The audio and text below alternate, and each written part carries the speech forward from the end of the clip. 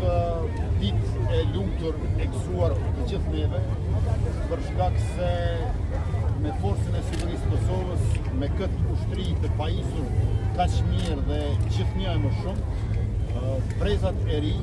do të jenë të sigurt të jetojnë në paqe, të zhvillohen dhe të lulëzojnë. Në njërën anë e kemi sakrificën e dëshmorëve të fundit, mbi të gjitha kryekomandantin Adem Jasharin dhe familjen Jashari, pastaj veteranët dhe invalidët e ushtrisë shqiptare të Kosovës, e në anën tjetër i kemi gjithë këta fëmijë që kanë ardhur të shohin ushtrinë e tyre, dhe e cila u ngros zemrat e njëkohësisht i bën edhe të ndjehen mirë për të ardhmen e tyre dhe për qytetarët dhe familjet në Kosovë.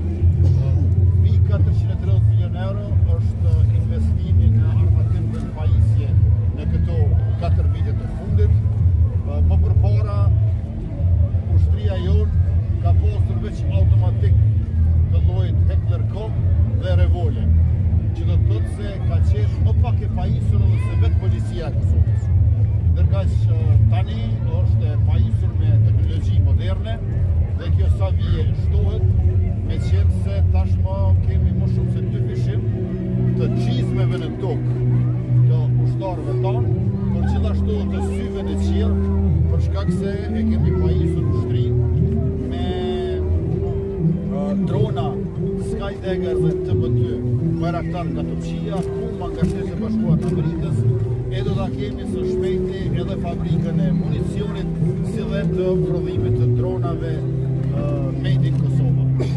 Në veçanti duhet theksuar edhe sistemin antitank Javelin nga Shtetet e Bashkuara të Amerikës. Pastaj jemi në proces që të marrim edhe helikopter Black Hawk nga Shtetet e Bashkuara të Amerikës. Dhe ky është momenti që duhet të falenderojmë aleatët tonë, NATO-n, në veçanti Shtetet e Bashkuara të Amerikës që na qëndrojnë pranë edhe në pajisje me armatim e municion, por edhe me trajnime të shumta që i përmendi edhe presidentja Vjosa.